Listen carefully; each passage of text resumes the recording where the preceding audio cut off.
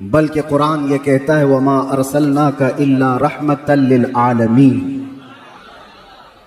محبوب ہم نے آپ کو سارے جہانوں کے لیے رحمت بنایا ہے، صرف مومنوں کے لیے نہیں۔ اسی لیے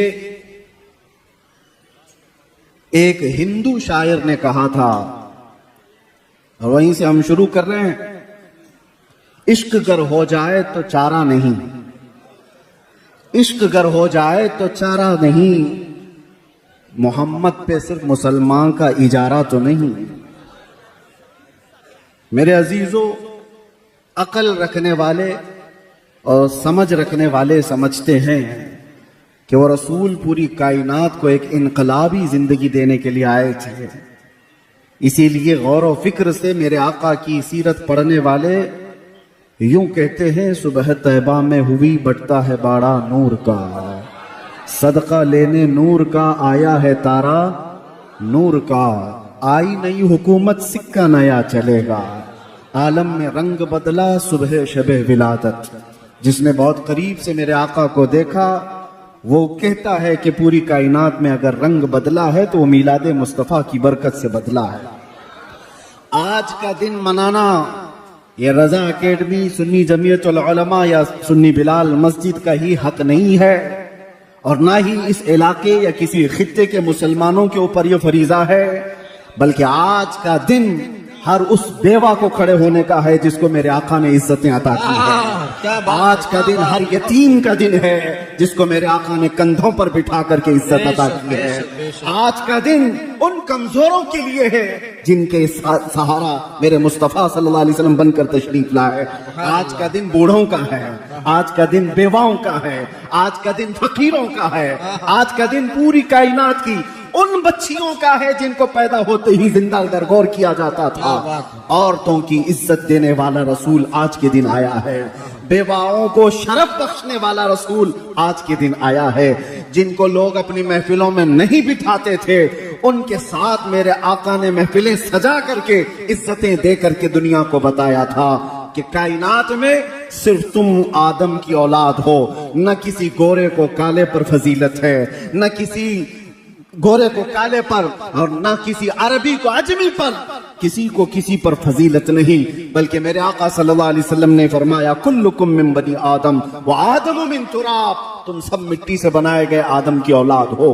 پوری کائنات کو یکساں بنانے والا، ایکویلٹی کا حقیقت میں درس دینے والا وہ رسول آج کے دن تشریف لایا۔ آج پوری کائنات کو چاہیے تھا کہ اس رسول پاک صلی اللہ تعالی علیہ وسلم کا وہ دن مناتے۔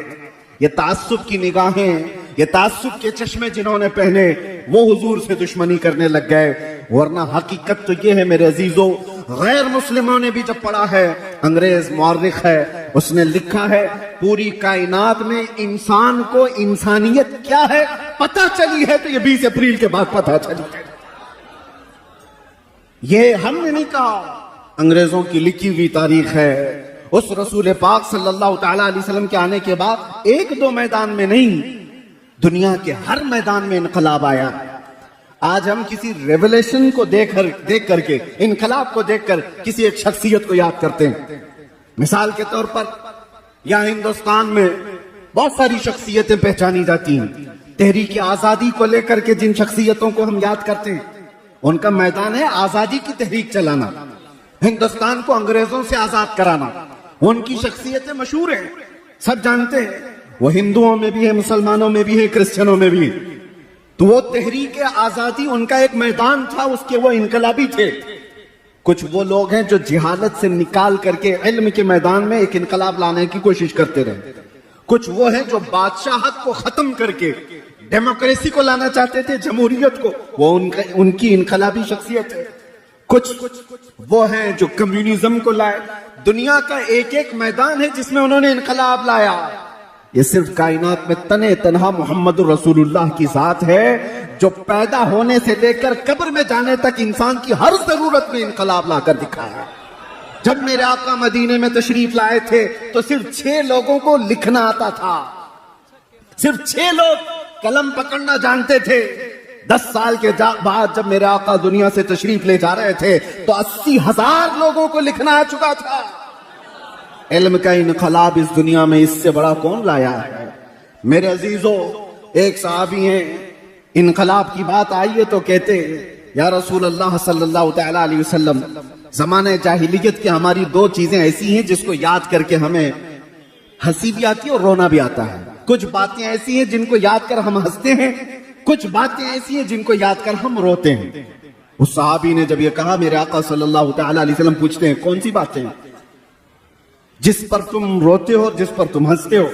वो सहाबी कहते हैं हंसने की बात तो ये है कि हमें अक्ल और शऊर नहीं, हमको किसने पैदा किया, हमारा राज़िक कौन है, हमारा खालिक कौन है, इसका शऊर नहीं था। तो हमने अफवाहों पर यकीन करते हुए अपने अपने खुदा बना लिए थे। आटे के खुदा बनाते थे और आटे का खुदा बनाकर सफर में भी लेकर के चलते थे। तवज्जो चाहता हूं। और वो सहाबी कहते हैं जब रास्ते में कभी खाना खत्म हो जाता तो हमारे खुदा का कभी हाथ तोड़ के खा लेते थे। आटे का तो था, खाने की चीज थी।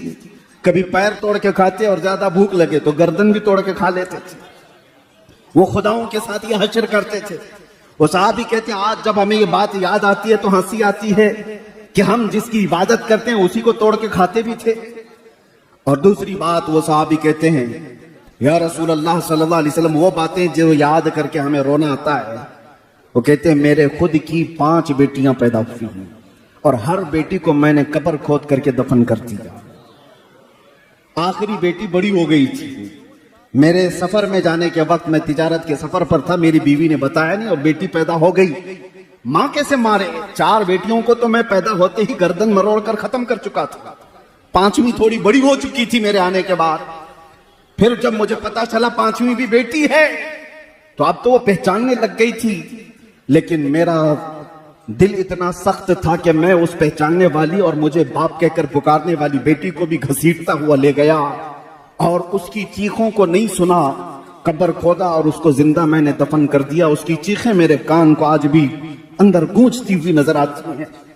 रसूल पाक सल्लल्लाहु तआला अलैहि वसल्लम के पास वो आकर कहते हैं जब जमाने जाहिलियत की ये बात हम याद करते हैं तो सेना कलेजा मुंह को आता है, दर्द होता है कि हमें अल्लाह ताला ने बेटियां दी थी तो हम ऐब समझते थे।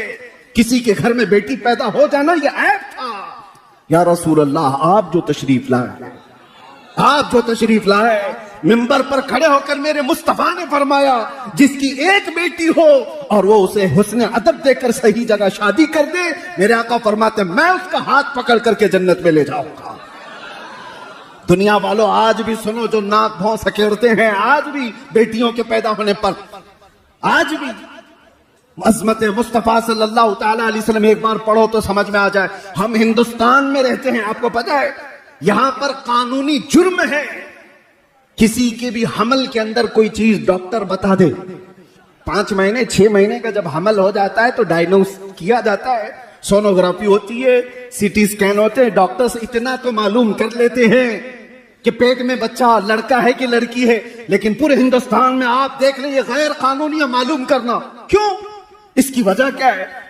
हमने तो हमारे कुछ साथियों से पूछा इंग्लैंड वगैरह में, कहा कि वहां तो डॉक्टर्स बता देते हैं कि बच्चे के आने की तैयारी कर लें। कहा हमारे यहाँ तो बहुत बड़ा जुर्म है, हॉस्पिटल्स में लिखा हुआ होगा कि अगर पूछ भी ले तो उस पर कानूनी जुर्म का मुकदमा दायर हो सकता है, उस पर फाइन है कि पेट में क्या है।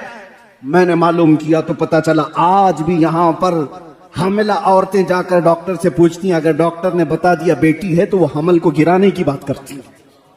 आज भी ये इस तरक्की याफ्ता दौर में जब ये बातें, कानून क्यों है आज कि हमल के अंदर जो चीज मौजूद है पेट के अंदर बताना गैर कानूनी क्यों है? इसलिए कि आज भी वो मानसिकता के लोग मौजूद हैं जो पेट में बच्ची को पाते ही 5 महीने और 6 महीने का हमल अबॉर्शन करा दिया जाता है, गिरा दिया जाता है।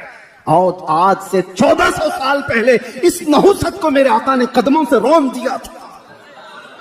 और एक नहीं, आपको ये भी मैं बताऊं, रसूल करीम सल्लल्लाहु तआला अलैहि वसल्लम के लिए एक बड़े दानिश्वर ने क्या खूब कहा, हुजूर बेटों के भी बाप हैं, हुजूर बेटों के भी बाप हैं, लेकिन बेटियों के बाप रहना सुन्नत, बेटों का बाप होना सुन्नत। होना और रहने में फर्क है। हुजूर बेटों के बाप तो हुए, लेकिन सारे 3 बेटे मेरे आका के पैदा हुए और बचपन में इंतकाल कर गए, लेकिन बेटियां 4 हुई और चारों जवान हुई। اور चारों जवान शादियां भी हुई। तो हुजूर की सुन्नत ये बताई गई, बेटियों का बाप पर रहना सुन्नत। मेरे आका सल्लल्लाहु तआला अलैहि वसल्लम ने दुनिया को ये मिजाज दिया जिसको तुम गला घोंट करके दफन कर दिया करते थे, ये हकीकत में बेटियां तुम्हारे लिए अजाब नहीं है।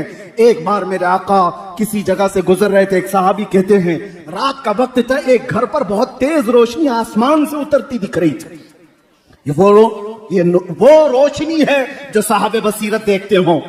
आसमान से किसी खास घर पर ही नूर का उतरना, रोशनी का आना देखा जा रहा था। उस सहाबी ने कहा, या रसूल अल्लाह सल्लल्लाहु अलैहि वसल्लम, इस एक घर पर ये रोशनी का मंजर कैसा दिखता है? मेरे आका ने क्या फरमाया, जाओ उस घर वालों से मालूम करना, दो में से कोई एक चीज होगी उस घर के अंदर, दो में से एक चीज होगी, या तो किसी यतीम बच्चे की परवरिश हो रही होगी, या आज ही उनके घर में बेटी की पैदाइश हुई होगी। साहबी कहते जाकर मालूम किए तो उनके घर में बेटी की विलादत हुई थी। ये रहमत आलम सल्लल्लाहु तआला अलैहि वसल्लम ने बताया। आज हिंदुस्तान में मैं फख्र के साथ कहता हूं, हम उस रसूल के शहदाई हैं जिसने औरतों को वो बुलंद मकाम दिया। 1400 साल के बाद भी तुम नाक रगड़ करके भी अपनी बहनों को उस मकाम तक नहीं पहुंचा सकते। आज के जमाने में फिर मैं कहता हूं, ये कुत्ते हैं जो औरतों की इज्जत की बात करते हैं। कोई अपनी बहन को आज इज्जत देने वाला नहीं। ये वो तरक्की याफ्ता दुनिया है जहां आज भी एप्स्टीन फाइल खोले जा रहे हैं। औरतों की इज्जत पर डाका डालने वाले अगर औरतों की इज्जत की बात करें तो ये शर्म की बात है। ये ऐसी शैतान है जो फजर की नमाज की बात कर रहे हैं। इनके मुंह से औरतों की इज्जत अच्छी नहीं लगती है ही नहीं। रियल में जो इज्जतें दी हैं मेरे आका ने दी है। और शादी भी मेरे आका ने फरमाई तो सबसे पहले 25 साल की उम्र में 40 साला बेवा खदीजतुल कुबरा से निकाह फरमाया। जब औरतों को बेवा होना भी एक अपशगुन कहलाया जाता था, आज भी है। आज भी हम तो बहुत बदल चुके, लेकिन यहां तो सती की रस्म भी थी। हिंदुस्तान में सती की रस्म भी हुआ करती थी। शोहर अगर मर जाए तो औरत को साथ में जला दिया जाता था, उसे जीने का हक नहीं था। थोड़ा अपग्रेड हुआ जमाना तो फिर ये कहा गया कि चलो उसको जलाया नहीं जाएगा, जंगलों में छोड़ दिया जाए। अब और अपग्रेड हुआ तो इतना कह दिया गया कि ठीक है, बनाओ संगार सब निकाल दिया जाए, किसी एक खास जगह में उसको रख दिया जाए। विधवा को कहीं अच्छी महफिलों में आने न दिया जाए। कोई भी महफिल में आएगी तो अपशगुन है, काम बुरे हो जाएंगे। ये दुनिया का तस्वुर था। औरत का बेवा होना क्या उसके हाथ में है? क्या वो अपने इख्तियार से बेवा बनी है? किसी का शोहर कभी भी मर सकता है, उसका उसमें क्या कसूर है? लेकिन जिंदगी भर वो ये ऐब सहती रहती थी। आज भी बहुत सारी जगह पर उनको मुआशरे से अलग किया जाता है, मगर मेरे मुस्तफा सल्लल्लाहु अलैहि वसल्लम ने एक नहीं 9 बीवियां ऐसी निकाह फरमाई जो बेवा थी, मुतल्लका थी। मेरे आका सल्लल्लाहु तआला अलैहि वसल्लम ने ये जो इज्जत अता फरमाई, औरतों की बात मैं कर रहा हूं, ये तो एक हिस्सा है। आज के दिन किस किस मैदान पर हम गुफ्तगू करें, कहां कहां इज्जतें दी गई। औरतों की इज्जत पर बात इसलिए कर रहा हूं कि आज जरूरत है। हमारा वो दीन नहीं जहां पर 12 साल की बच्ची को बलात्कार करने वाला भी हुकूमत के तख्त पर बैठ करके मजे ले रहा हो। वो दीन नहीं है। ये दीन तो ये है, मेरे आका सल्लल्लाहु तआला अलैहि वसल्लम ने फरमाया, नजरों को भी उठाओगे तो नजर का जिना है। और ये भी नहीं है कि मुसलमान औरतों की इज्जत है। इस्लाम हर एक बेटी की इज्जत को वैसे ही समझता है जैसे मुसलमान बेटी की इज्जत। ऐसा नहीं है कि जिना का अजाब, जिना की जो सजा है सिर्फ मुसलमान लड़की से करने पर जिना की सजा है। किसी भी घर की बेटी के साथ अगर किसी ने ज्यादती की तो सजा वही है। वो चाहे हिंदू की बेटी हो, चाहे वो यहूदी की हो, चाहे ईसाई की बेटी हो। ये इस्लाम ही है जो सारी बेटियों को एक सम्मान देता है। यहां पर तफरीक नहीं है, इज्जतों की बात है। और मुसावात का दर्स देने वाला वो रसूल आज के दिन तशरीफ लाया है। औरतों को तो चाहिए था कि आज के दिन मेरे आका सल्लल्लाहु तआला अलैहि वसल्लम की अजमत के नारे लगाती। ये वो औरतें हैं जो आज भी 5 जेवर सब औरतों के यहां अक्सर पाए जाते हैं ना, देखे होंगे आप। गले में नेकलेस, दोनों हाथों में चूड़ियां, दोनों पैरों में पायल, तकरीबन सब औरतें पहनती हैं। तारीख आप पढ़ करके देखो, यूनान की उस वक्त की पौश हुकूमतें भी और पहले के दौर की हुकूमतें भी یہ میٹنگ کرتی تھی عورت کو انسان سمجھا جائے کہ نہیں سمجھا جائے. اور اس دور میں بعض لوگوں نے کہا کہ ٹھیک ہے یہ انسان ہے لیکن اس کو ساتھ میں اگر کہیں لے جانا ہے بازار میں تو 5 زنجیریں پہنا کر، ایک گلے میں، 2 ہاتھوں میں اور 2 پیروں میں 5 زنجیریں ڈال کر کے عورت کو بازار لے جایا جاتا تھا. عورت کی یہ حیثیت تھی. میرے مصطفیٰ صلی اللہ علیہ وسلم نے ان زنجیروں کو توڑا اور ان زنجیروں کو عورتوں کی زیور بنا دیا گیا ہے. شکل تو باقی ہے لیکن زنجیر نہیں ہے. عورتوں کو عزت اس کائنات پر جس نے دیا ہے وہ میرے مصطفیٰ نے عطا کیا ہے. بولر کو کبھی نہ بھولے گا. بلے باز کا کانفیڈنس آسمان چھو رہا ہے. گزب شاٹ، سیدھا چھکا لگا دیا.